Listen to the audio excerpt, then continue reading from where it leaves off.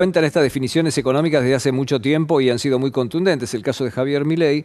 Esta mañana mismo los equipos económicos de Patricia Bullrich, sin Carlos Melconian, que está en el exterior, empezaron el inicio del debate. Y también, bueno, un poco Massa que hace una cosa y dice que muy posiblemente esté en condiciones, si es presidente, de hacer otra. Vamos a ver.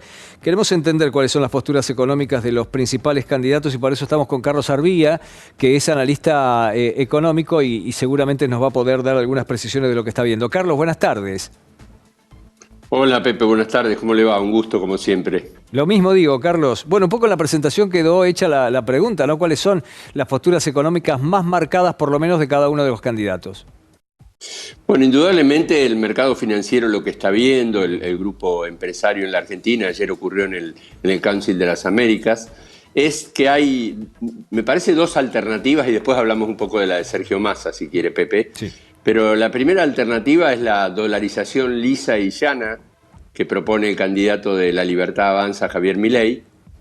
Y la otra alternativa que uno tiene es lo que llaman el bimonetarismo, que yo digo que el bimonetarismo así lanzado en realidad es lanzar disfrazadamente una convertibilidad, porque eso es el bimonetarismo, o sea, es tener dólares o pesos, como fue aquella convertibilidad que empezó el 1 de abril del 91 y terminó prácticamente el 6 de enero del 2001, ¿no?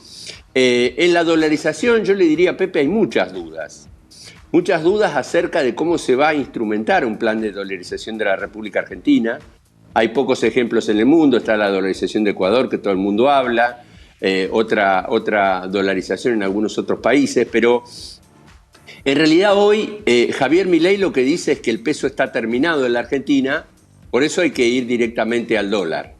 La gran duda es cómo uno puede ir al dólar directamente y evidentemente que es un proceso que puede ser bastante difícil, digamos, de entrada para los argentinos, pero teniendo en cuenta cómo está el peso hoy, uno no podría descartar que Milei quiera hacer directamente una dolarización de la economía y, como él dice siempre, prácticamente dinamitar el Banco Central de la República Argentina. Una situación que muchos analistas la ven casi muy lejana, porque dicen que en realidad el Banco Central no se puede dinamitar.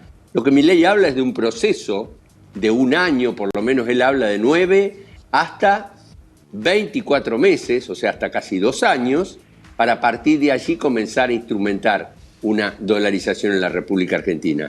La otra cara de la moneda, bueno, es el bimonetarismo que va a plantear, que ya está planteando Carlos Melconian con su equipo de la Fundación Mediterránea, que yo le diría, Pepe, no le llamemos bimonetarismo, sino llamémosle convertibilidad. ¿La dolarización es viable con este nivel de pobreza e indigencia que tenemos en la Argentina?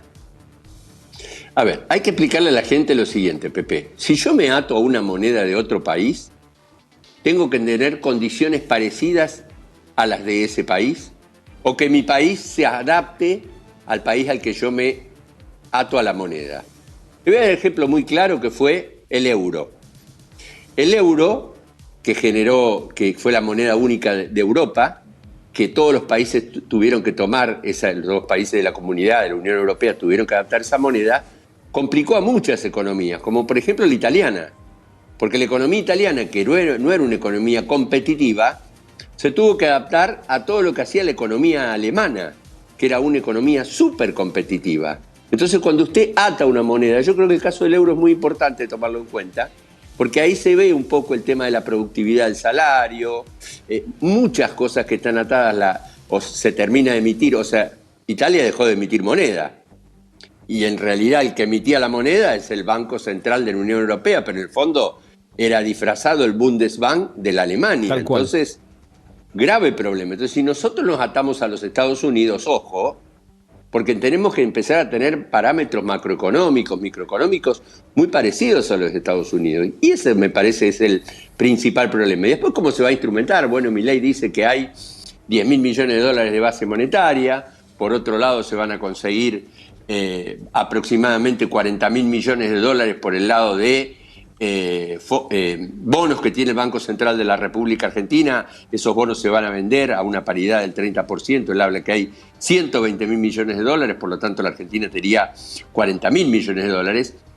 Pero son suposiciones Pepe, en un momento que el principal problema de la Argentina no es la dolarización, sino que es la inflación. Bien, yo ya tengo que dejarte porque estoy pasado en el tiempo, tengo una entrevista Pepe. más, pero es muy interesante lo que decís con el euro, porque además depende de los países su competitividad, su capacidad laboral y demás para adaptarse a la norma más dura del Banco Central Europeo, que en realidad, como bien decís, era el Bundesbank. Se plantearon reformas de primera y segunda velocidad.